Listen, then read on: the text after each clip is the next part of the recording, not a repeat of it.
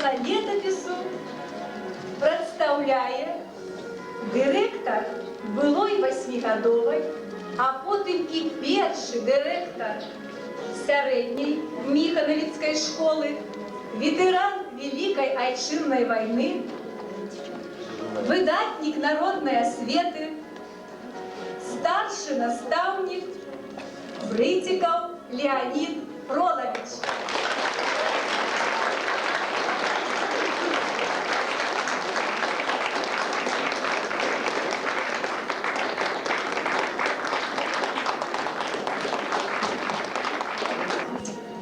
Я буду говорить о одних из трудных годов нашей истории, годах послевоенного восстановления и развития народного хозяйства. 60-е, начало 70-х годов. В августе 1662 года я был назначен директором Миханевицкой 8-летней школы, где только сейчас перечислили ряд учителей, с которыми я работал. Я немножко позже их еще раз назову, с гордостью назову. Это были достойные, талантливые учителя. Это были мастера педагогического дела. Что ж с тобой представляла в то время школа? Александр Иванович немножко сказал. Я немного добавлю, больше добавлю. Представьте себе деревянное, пятикомнатное здание, 5 классных комнат. А в школе 12 классов комплектов, около 300 учеников. Как разместить этих 12 комплектов в 5 классных комнат? Выход надо найти. И мы, администрация, вместе с учителями думали и решили обратиться к руководству сельского совета. Я назвал фамилию, председатель Левко. Спасибо ему за все доброе, что он сделал для нас. Обратиться к руководству торзавода, кстати, он еще тогда действовал на территории Михалевич, и просить: выручайте, негде учить детей, ведь школа — это жизнь. Они поняли нас, и нам предсельсовет Левко выделил в здании сельского совета комнатку, бывший военно-учетный стол там размещался. Маленькая комнатка, в которой в 2 смены занимались до начального класса. Вера Игнатьевна Войтик. Вера Игнатьевна, встаньте, пожалуйста, еще раз. Талантливая, способная учительница. Мастер свое дело. Она в одну смену, а во вторую — непокойная Надежда Демидовна. В этой маленькой комнатке от стены до самой двери стояли парты, а доску хоть на дверь вешай, и часть двери занимали. Но эти учительницы понимали прекрасно, что надо работать, надо сделать все возможное. Ведь трудно рисовать, паниковать, унывать не время. Надо работать, работать и еще раз работать. Это вот он был в силе. А где еще разместить остальные классы? И торзавод, руководство торзавода нам выделило в полуразрушенном бараке, полуразрушенном, наполовину без крыши, 2 холодные комнатки с одной печкой.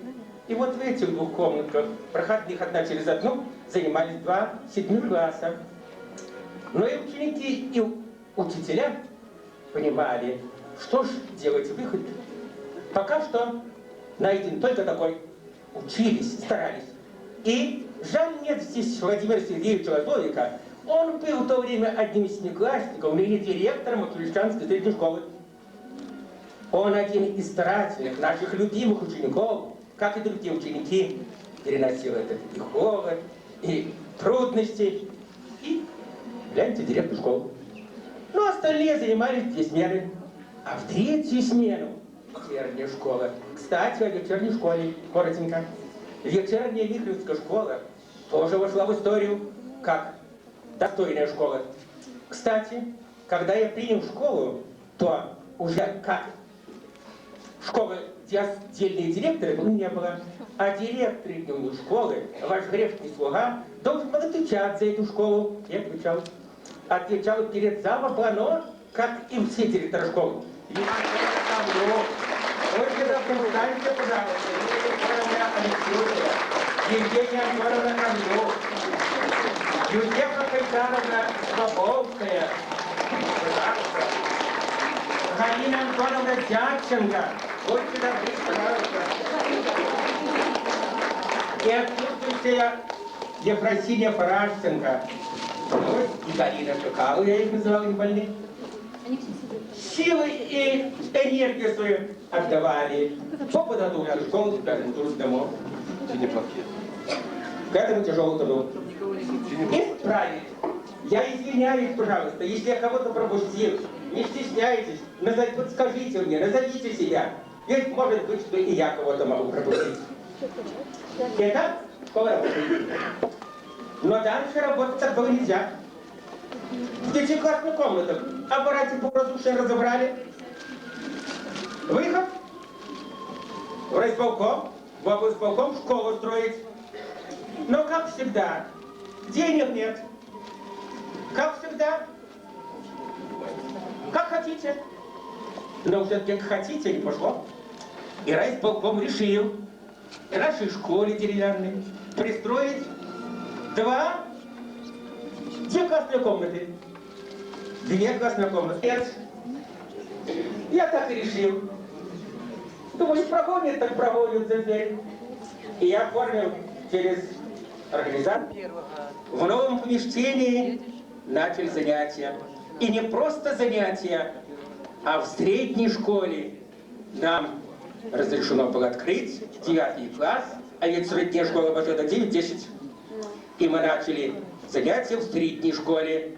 Так, с 67-го года наша школа средняя, а перед вами стоящий Александр, первый директор средней школы.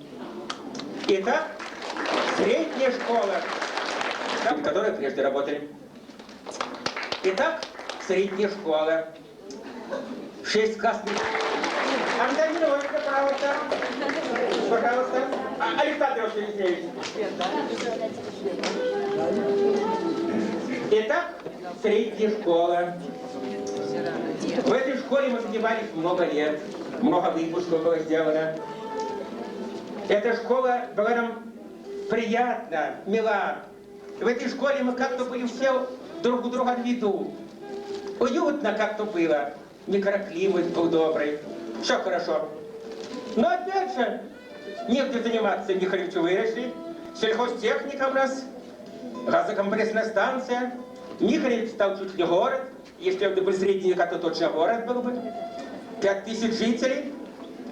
И нашелся вслед за директором строителя Брицком, директор-строитель, который начинал документацию оформлять, Николай Гавриченко, а потом продолжил директор-строитель Калиновский Владимир Данилович.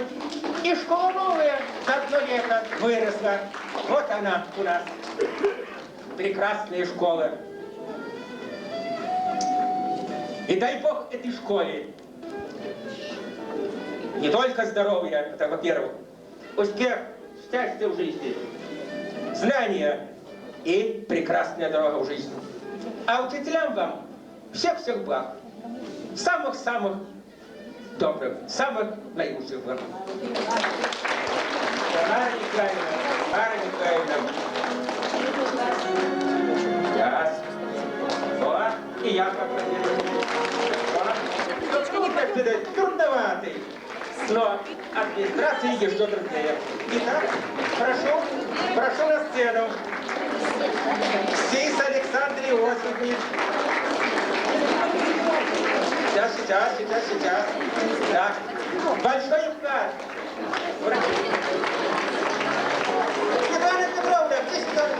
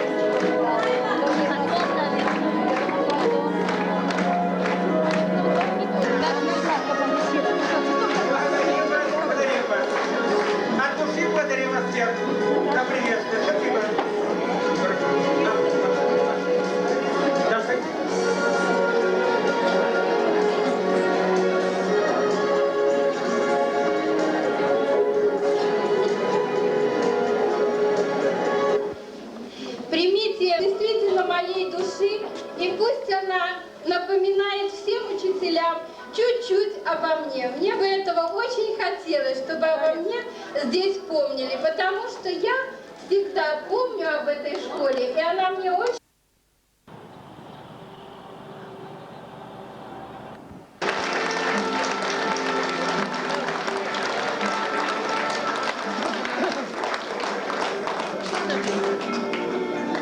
Шановні сябри, дорогі колеги, я вельми рада вас бачити. Вітаю вас. Віншую з нашим агульним святом, 90-годовим юбілеєм Міханецької середньої школи. Мне сапраўды, скажу шчыра, пашчасціла. Пашчасціла ў тым сэнсе, што ўся моя педагагічная, працоўная дзейнасць звязана з гэтай школай, з гэтым калектывам, з гэтымі вучнямі, з гэтымі кіраўнікамі.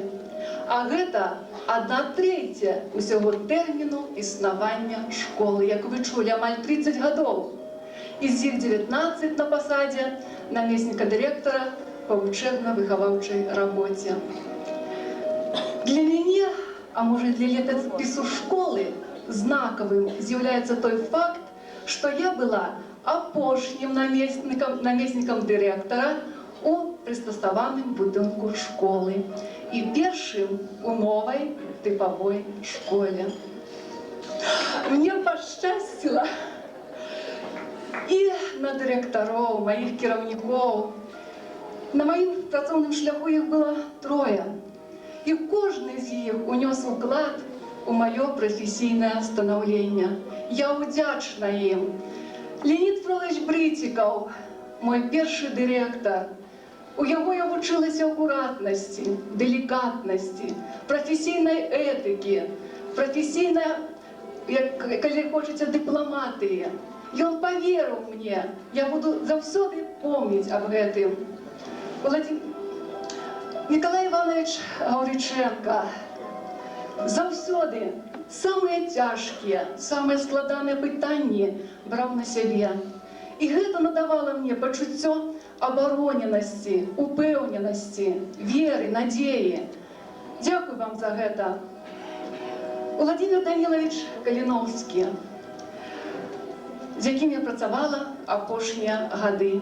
Я ўдзячна яму за ўнутраную свабоду, за дэмакратызм, за адсутнасць уціску, за магчымасць самой прымаць рашэння і, вядома ж, за гэта несці самой адказнасць. Праца з вами, шановныя, будзе заўсёды памятным, памятнай у маім жыцці, памятнай старонкай у маім жыцці. Я таксама ўдзячна сваім вучням, такім розным, такім неаднолькавым, такім індывідуальным, у залежнасці ад выпуску. Многія з іх працуюць зараз, далі магчымасць сустрэцца з дарагімі людзьмі і зноў адчуць сябе ў ролі настаўніка, асабліва калі бачыш такія знаёмыя твары вучняў і калег. Нехай надалей жыве і квітнее Міханецкая сярэдняя школа, нехай жывуць добрыя справы яе, добрыя традыцыі. А нам усім жадаю сустрэць наступны 100-гадовы юбілей школы і ўжо ў новым 3-м тысячагоддзі. Дзякуй усім. Стваральнікаў эпохі 70-х, 80-х. Вітайце энергічных, заўсёды маладых дырэктара Міханецкай школы 1970-1987 года Гавриченко Миколая Ивановича.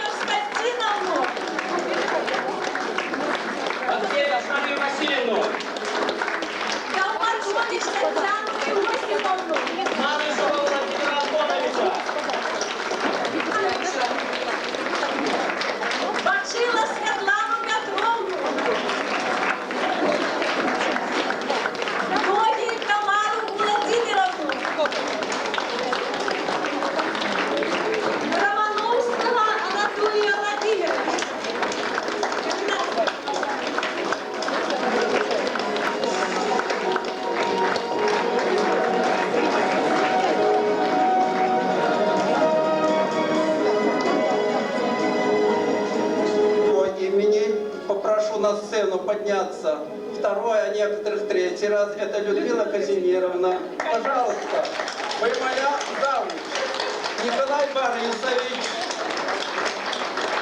Зоя Константиновна, Вера Петровна, Дина Иосифовна,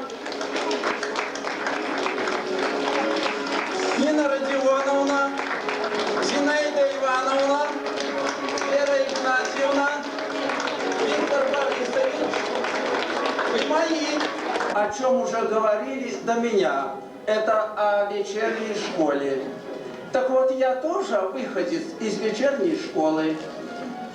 Меня, 12-13-летним мальчиком, мобилизовали в Гомельское ФЗО номер 3 металлистов. Не спросили тогда у меня, хотел я или не хотел, взяли, и я окончил школу, которые здесь присутствуют, чтобы знали, что нам пришлось получать образование гораздо сложнее, нежели сейчас вам, дорогие мои, руководство Светланы Петровны Бачилы, связать с городом Ченстаховым, где похоронен Петр Иосифович Гучок. Мы отыскали, наша пионерская дружина, отыскали имена людей, которые захоронены у наших братских могилах. И они у нас побывали. Это Кравцов Николай, я не помню отчество. Так вот, приезжали к нам в гости его родственники, два брата, Михаил и Владимир. К нам приезжали в гости также дочь Пузарина.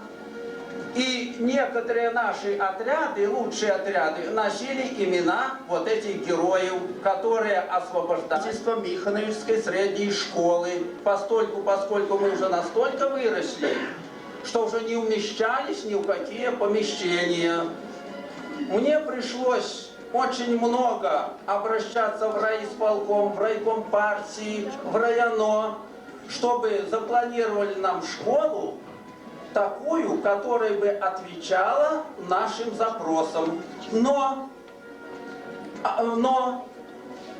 то, что нам надо было, конечно, мы того не получили.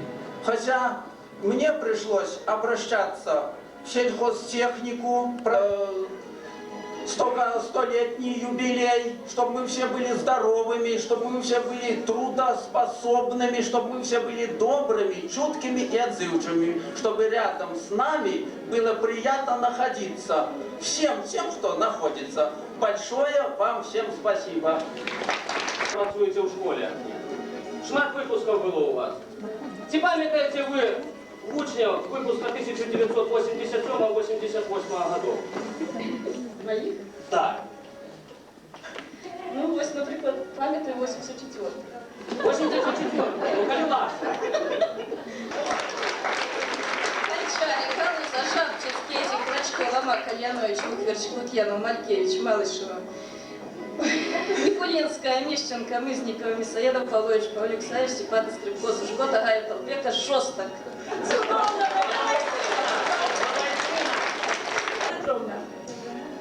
Давайте уявим себе, что в нашей школе знов стварається піонерська дружина. Ці згодилися б ви стати піонер-вожатою? Обов'язково.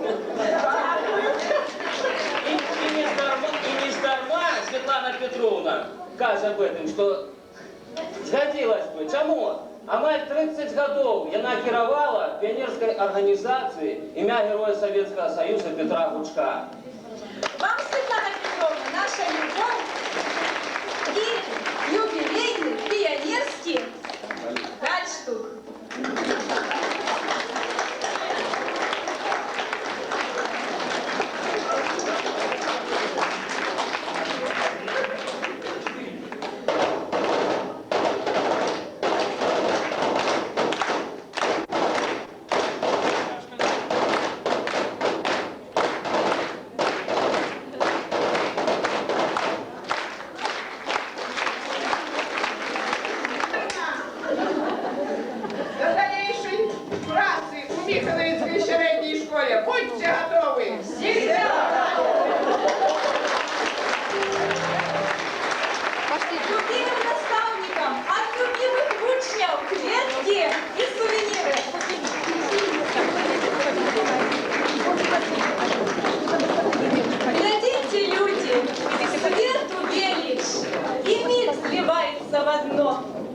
І ви завжди повинні вірити, що щастя єсть, і ось яно.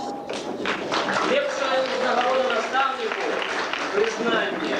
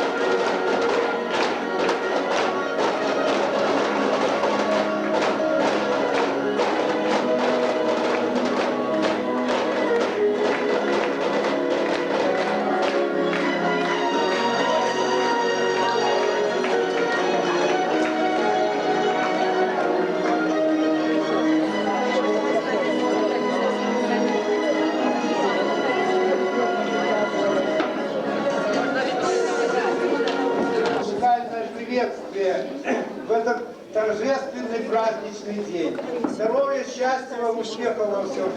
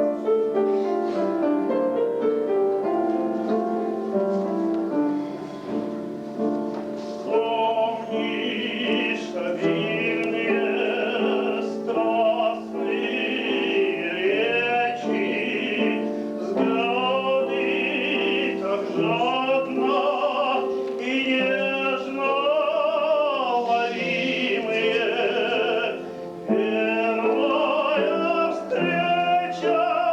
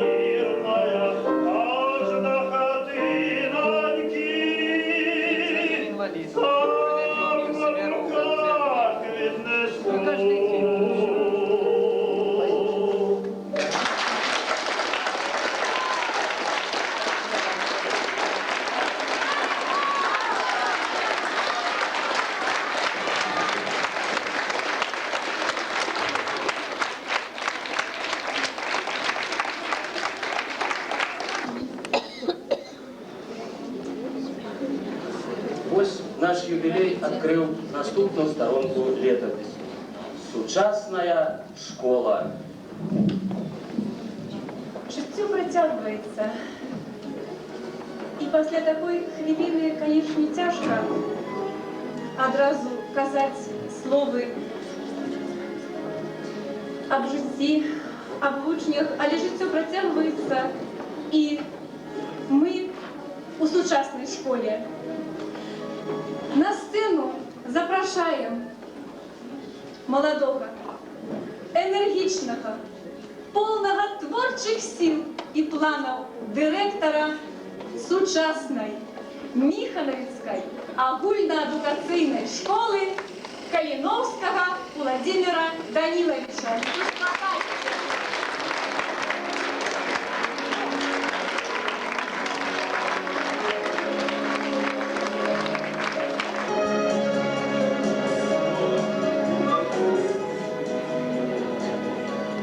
Школа. Як много значить гэта слово для кожнага чалавека. Гэта поспехи і неудачи, перамоги над сабой, шчырае сяброўства і першае каханне. Якая яна? Міхановіцкая, сярэдняя, агульна-адукацыйная школа.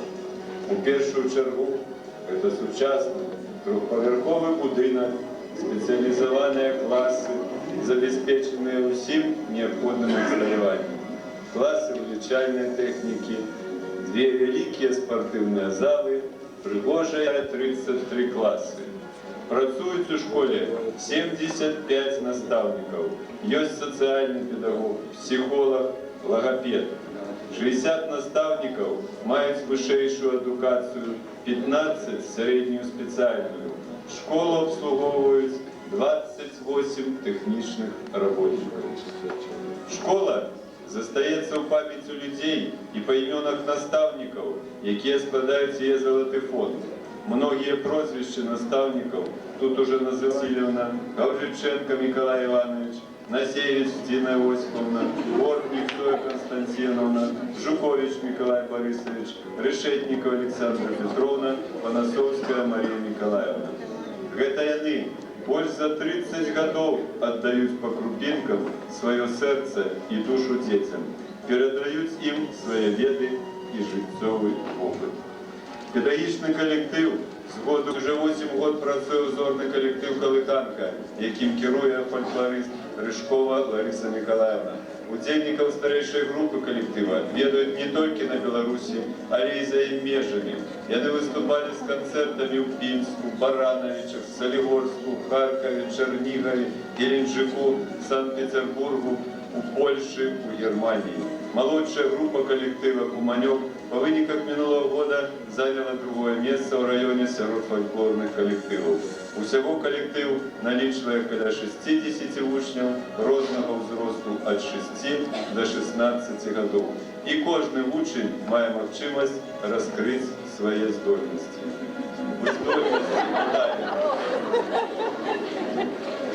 Гледзячы на вырабы дзяцей, захапляешься іх фантазіяй, палётам думкі. Вялікую дапамогу ў арганізацыі работы гурткоў аказаў мінскі райвыканкам, які вылучыў у школе дадатково. Уважаныя настаўнікі і госці, у 1987 годзе Гавриченко Миколай Иванович, был директор Михановской средней школы. И весь педагогичный коллектив Михановской средней школы доверил мне нелегкую працу стать директором Михановской середньої школи. Я вельми вдячний в першу чергу былим директорам Грицикову Леониду Фроловичу і Гавриченко Миколаю Івановичу за ту допомогу, яку вони мені оказували. На перші роки мені було легче працювати, тому що наместником директора по учебной работе працювала пригожая женщина, опытный наместник по учебной работе Козловська Людмила Казимировна. Я вдячний всім і всьому педагогічному колективу за той довір, який мені оказали, і за ту допомогу, яку мені оказується. Велике дякую. Липницкая Светлана Валерьевна, Пушкарова Марина Владимировна.